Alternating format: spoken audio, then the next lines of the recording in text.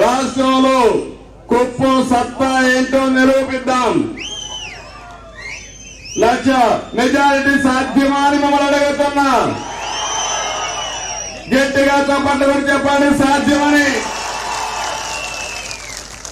మీరు ఆ పని చేయండి, నా పని నేను చేస్తా, నా నిజాయితీ నిరూపించుకుంటా.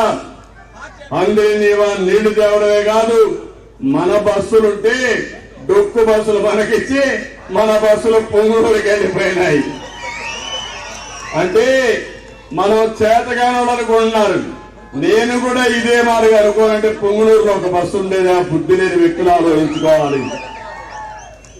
పులివెందులో ఒక బస్సు ఉండేది తమ్ముళ్ళు మిమ్మల్ని అడుగుతున్నా.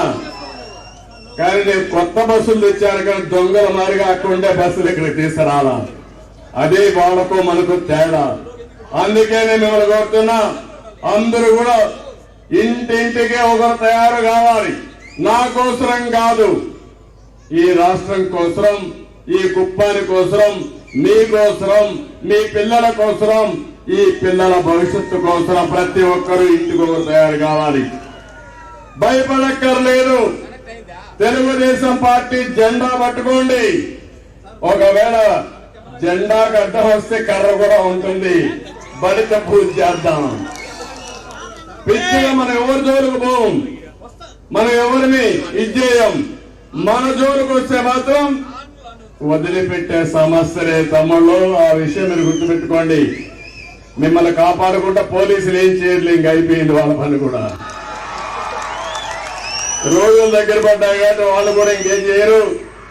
వాళ్ళు కూడా మీతో వచ్చి దగ్గరికి వచ్చి నేనేం చేయలేదు, నా విషయం కూడా ఒకసారి సార్కి చెప్పమని చెప్తారు రేపటి నుంచి.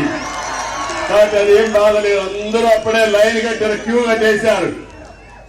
అందరికి అర్థమైపోయింది ఇది పోయే ప్రభుత్వం, రాబోయేది మనమేనని అందరికి అర్థమైపోయింది. నిన్న కుప్పానికి వచ్చినప్పుడు చూసిన తర్వాత ఇప్పుడు ఇక్కడ అనుకోండి మీటింగ్ పెట్టుంటే ఎక్కడికో వెళ్ళిపోయేది, కానీ అన్ని మండలాల్లో పెట్టాం కాబట్టి ఇక్కడ ఊరికే అన్నా క్యాంటీన్కి వద్దామంటే ఎంతమంది వచ్చారంటే మీటింగ్ పెడితే ఎంతమంది వస్తారు తమ్ముళ్ళు అని అడుగుతున్నా. ఎప్పుడు కూడా అరాచకాలు చేయడానికి కూడా కొంత పద్ధతి ఉంటుంది. ఆ పద్ధతి తప్పారు. ఈ రాష్ట్రాన్ని భ్రష్టు పట్టించారు, బ్రాండ్ దెబ్బతీశారు. ఇలాంటి వ్యక్తులు రాజకీయాలకు ఉండవలసిన అర్హత ఉండే వ్యక్తి కాదు. దౌర్భాగ్యం. నేను పెద్ద పెద్ద వాళ్ళతో పోరాడాను. ఎలాంటి వాళ్ళు? ఇందిరాగాంధీతో, రాజీవ్ గాంధీతో, విజయభాస్కర్ రెడ్డితో, చెన్నారెడ్డితో పోరాడితే, రాజశేఖర రెడ్డితో పోరాడితే, కడాన పనికి మారిన సైకోతో కూడా పోరాడాల్సి వస్తా ఉంది. బాధ, ఆవేదన.